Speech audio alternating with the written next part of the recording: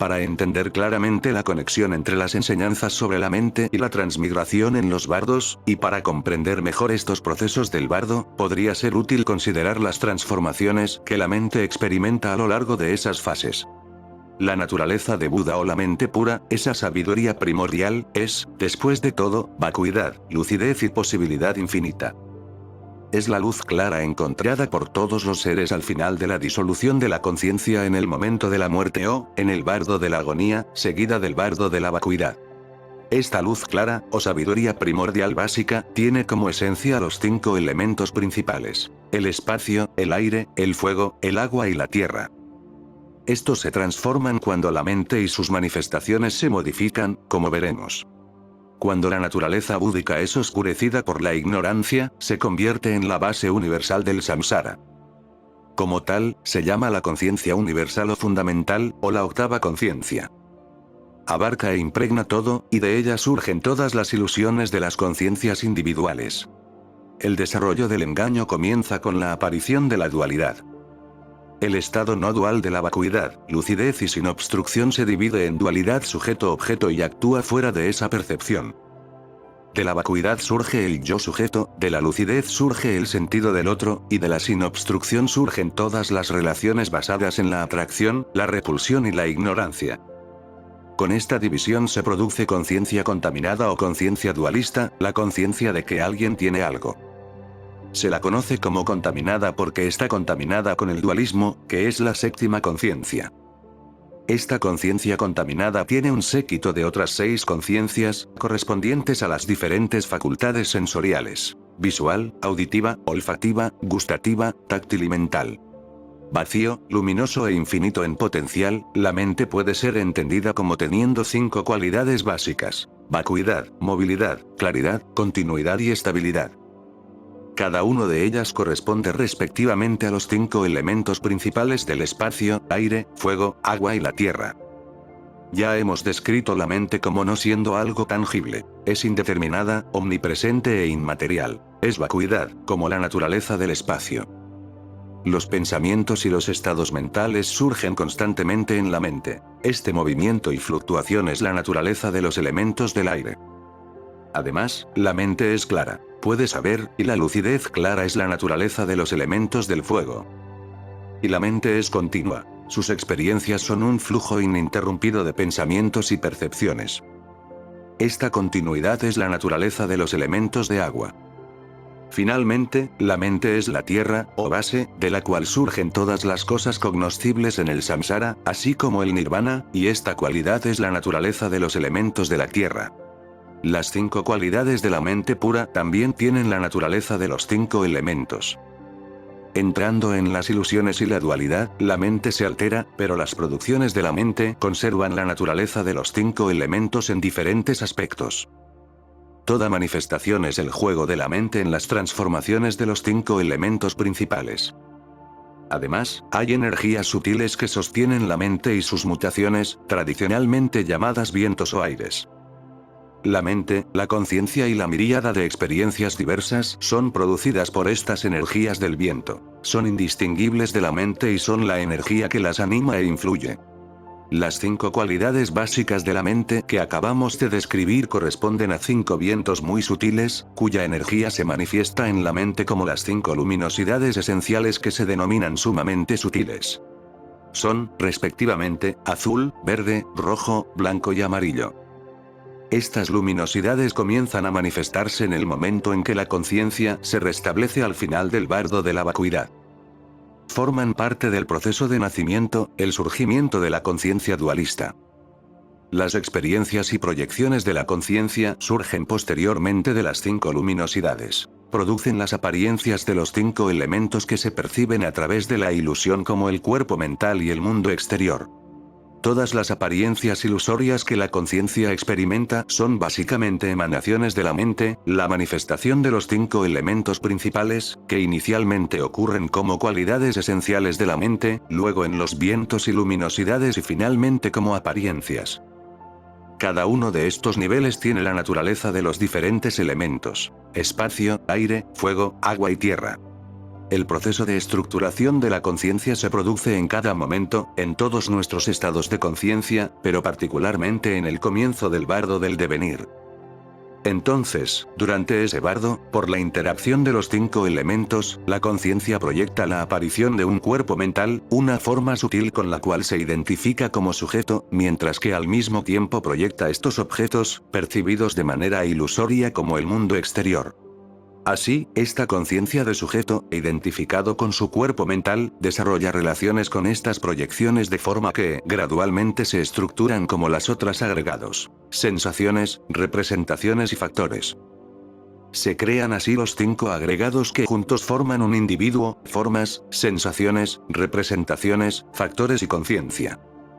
Pero en esta etapa del bardo del devenir, la conciencia mental vive todas sus experiencias solo dentro de sí, y el individuo así compuesto tiene solo 4 agregados y medio.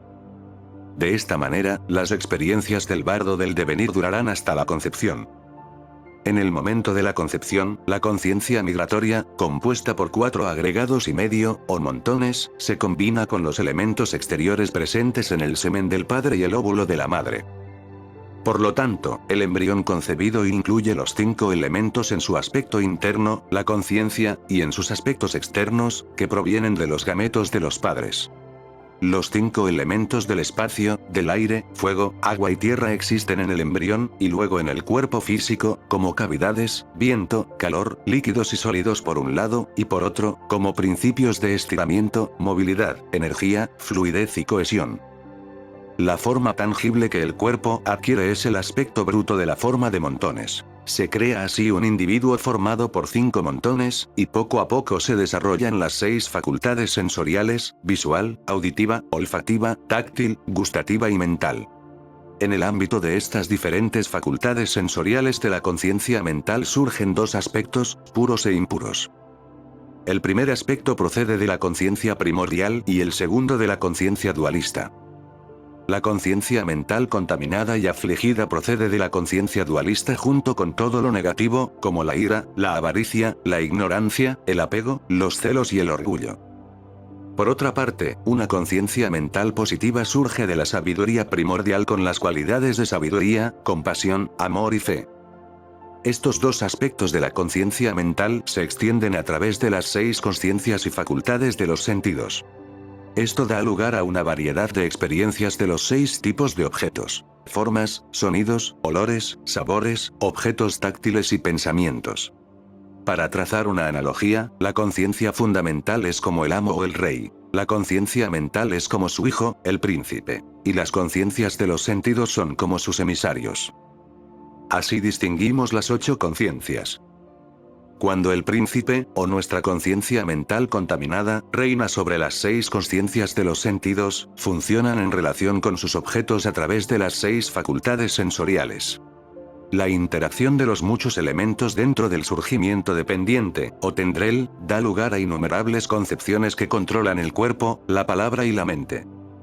Los diversos karmas activados por estas ilusiones dejan huellas en la conciencia fundamental, semejantes a las semillas plantadas en el suelo.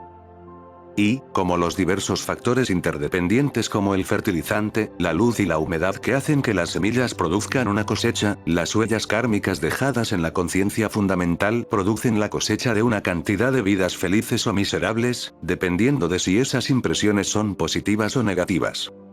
Toda existencia samsárica depende de las condiciones y factores que la forman. Nada tiene una existencia autónoma o independiente alguna. A medida que las condiciones cambian, los fenómenos que componen estas vidas surgen y desaparecen. No son ni permanentes ni independientes. Todos los estados condicionados por el samsara aparecen, permanecen y desaparecen como interacción y transición de factores interdependientes. Aparición y desaparición, nacimiento y muerte se suceden continuamente. El diagrama tradicional presentado aquí, llamado la rueda del samsara, rueda de nacimiento, o rueda de la vida, ilustra la secuencia de 12 componentes que constituyen la aparición y desaparición de la conciencia y sus experiencias, o samsara. Estos 12 factores, que ya hemos comentado, son paralelos a la serie de bardos y a las transformaciones de la mente que fueron descritas en los capítulos precedentes. Son presentaciones complementarias que se superponen.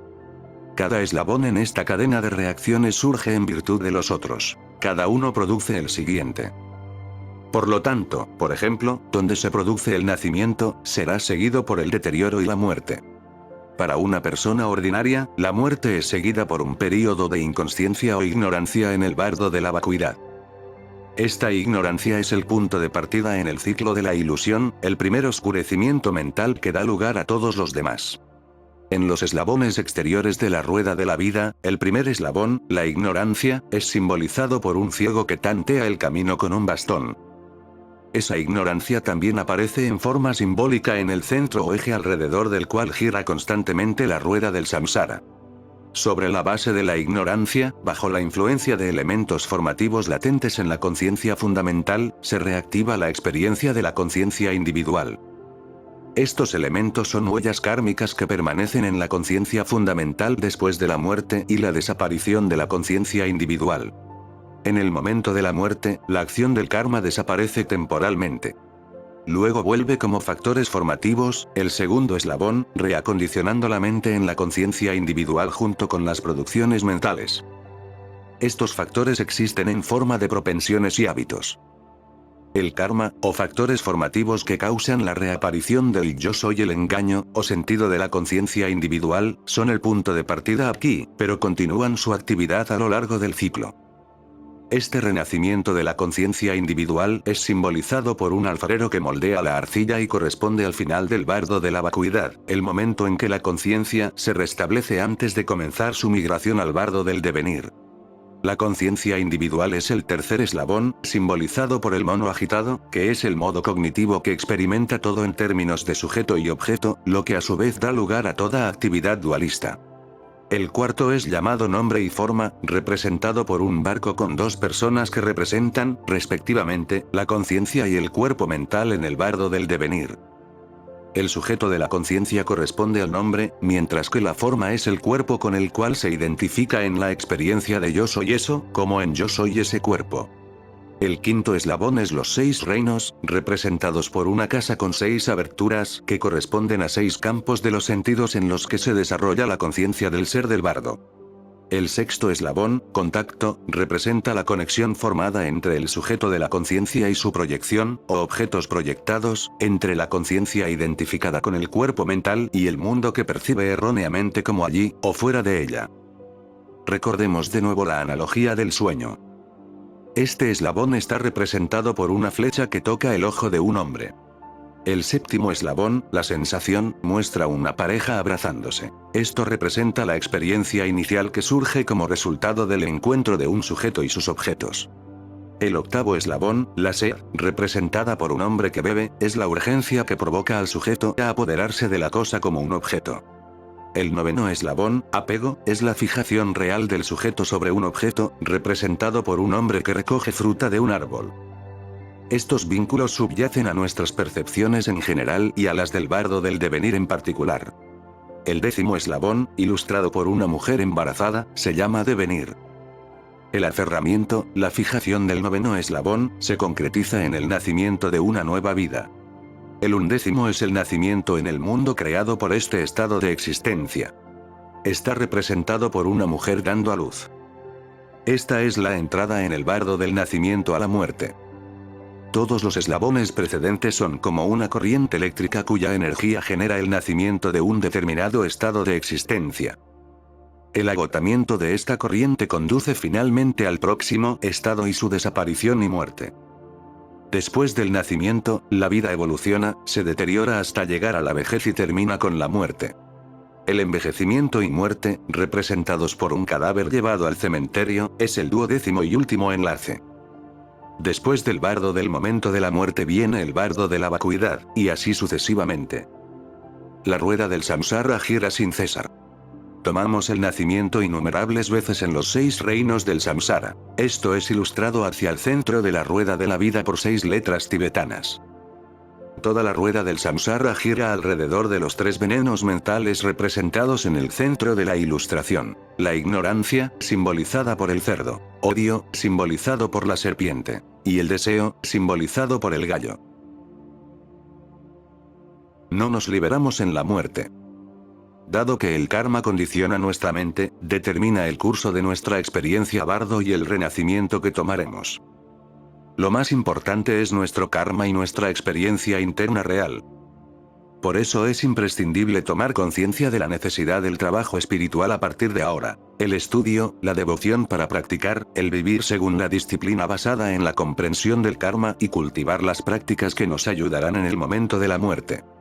Las duraciones teóricas de los bardos son las siguientes. Para el bardo de la muerte, el tiempo que tarda en terminar una comida. Para el bardo de la vacuidad, 3 días y medio. Y para el bardo del devenir, 49 días. Sin embargo, estas son aproximaciones muy generales. La duración de los diferentes bardos varía según el poder de las acciones positivas y negativas que componen el karma individual. Sin embargo, no se calcula de acuerdo con el día de 24 horas del reino humano. La liberación también puede ocurrir después de un período de tiempo indeterminado. También es posible que no haya ningún bardo en absoluto. Sobre la base de la práctica del Dharma en general, si ciertas prácticas se dominan durante nuestra vida, podemos obtener la liberación al pasar a través de los diferentes bardos en el momento de la muerte y después.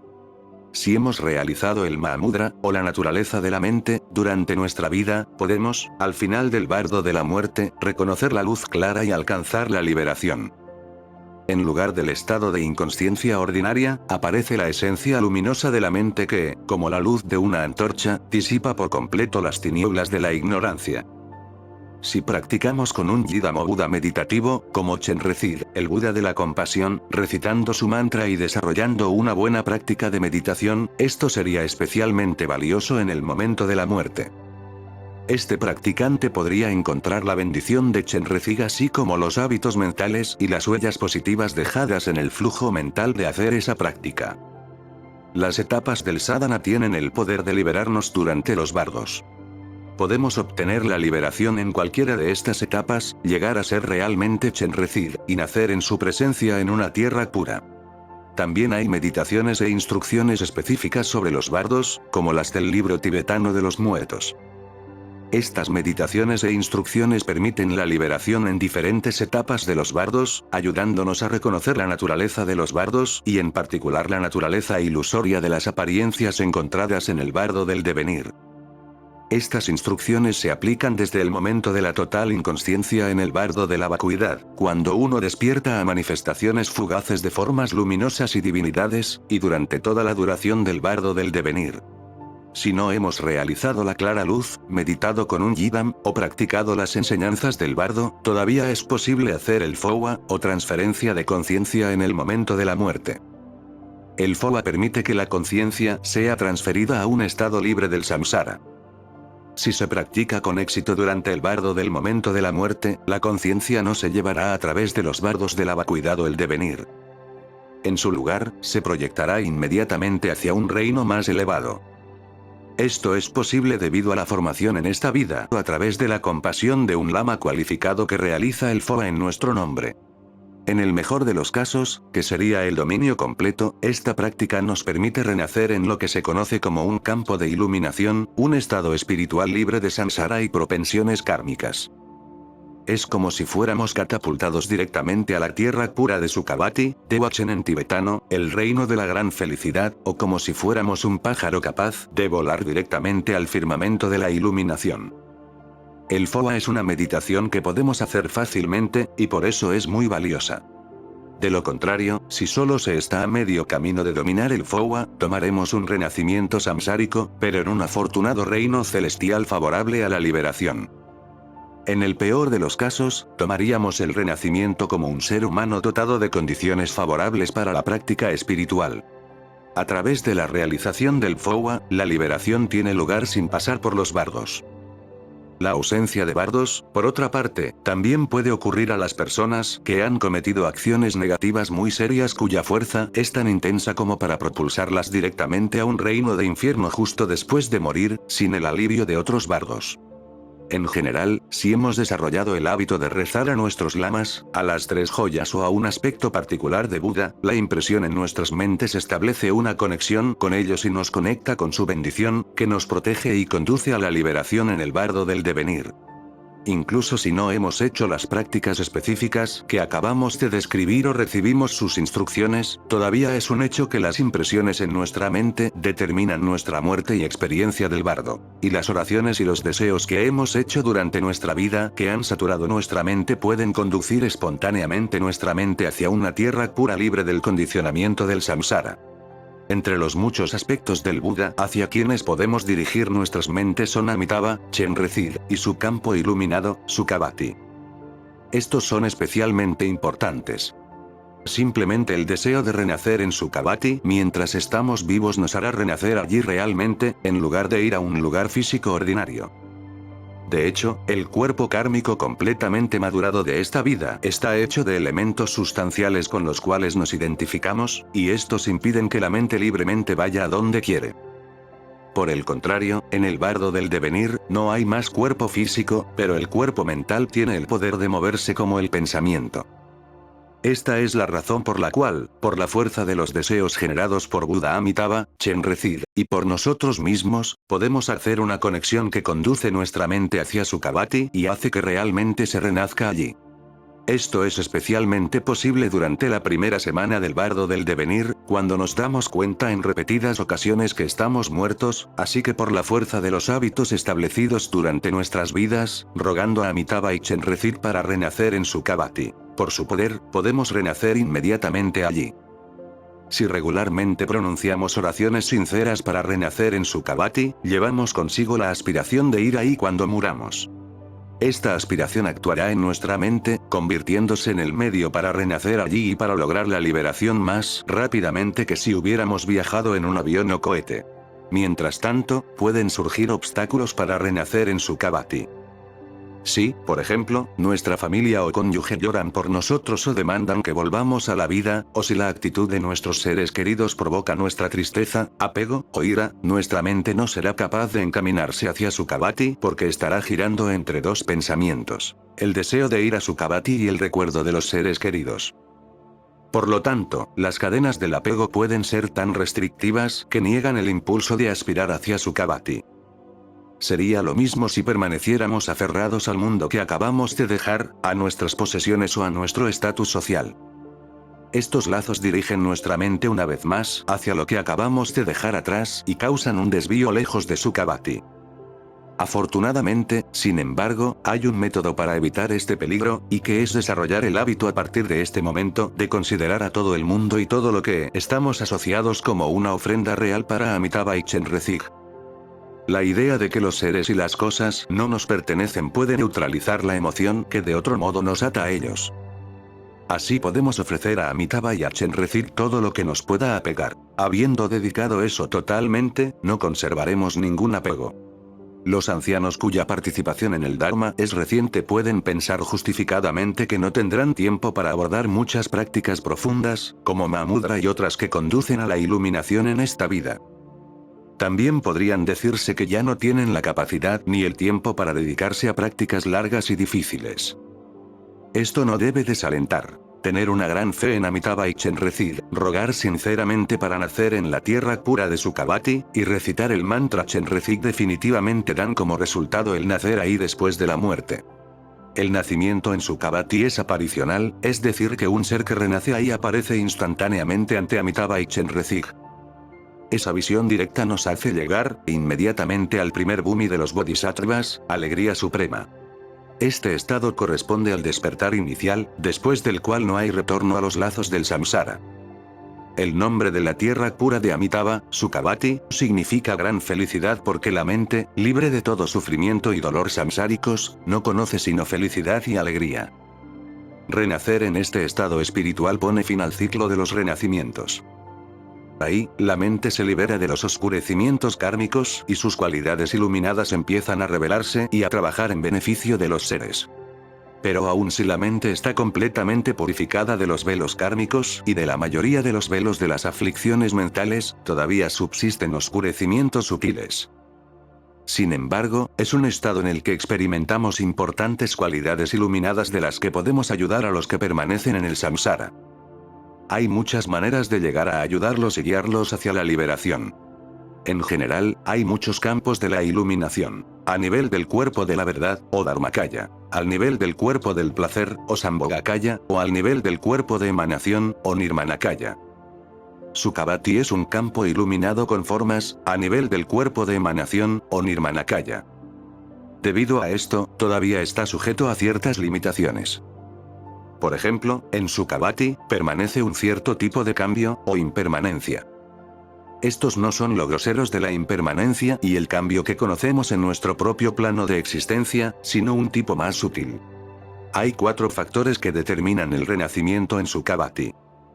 El primero es imaginar claramente la presencia de Sukhavati, así como de Amitabha y Chenrezig, para desarrollar un intenso sentido de su presencia real, su magnificencia y su reino, donde todas las apariencias son tan brillantes y luminosas como si estuvieran hechas de joyas. El segundo es nuestra práctica de purificación y las 2 acumulaciones. La purificación de la negatividad y las 2 acumulaciones de mérito y sabiduría. El tercero es la motivación altruista de la bodhicitta o la mente de la iluminación. Sobre la base de la bodhicitta, el cuarto factor es la aspiración que surge de los deseos fuertes y sinceros de renacer en Sukhavati. De estos 4, la aspiración es el factor determinante más importante. Estas instrucciones sobre Sukhavati no son solo una promesa para el futuro. Estar convencidos de su validez y poner en práctica estas enseñanzas disipan muchos tipos de sufrimiento en esta vida.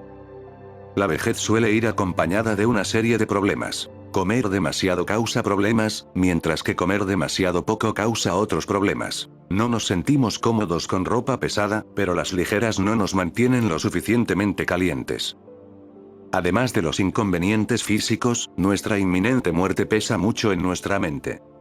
Por otro lado, si deseamos nacer en Sukhavati, y si tenemos la convicción de que nuestros deseos se harán realidad, la vejez, más que atormentarnos, se convierte en una fuente de alegría gracias a la esperanza de salir rápidamente este mundo hacia otro, mejor.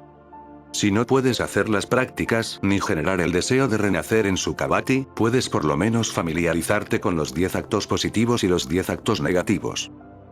Puedes esforzarte en adoptar esas acciones positivas y abandonar las negativas. En última instancia, esto te guiará a un feliz renacimiento humano, donde te encontrarás con el Dharma y gradualmente progresarás en el camino hacia la iluminación.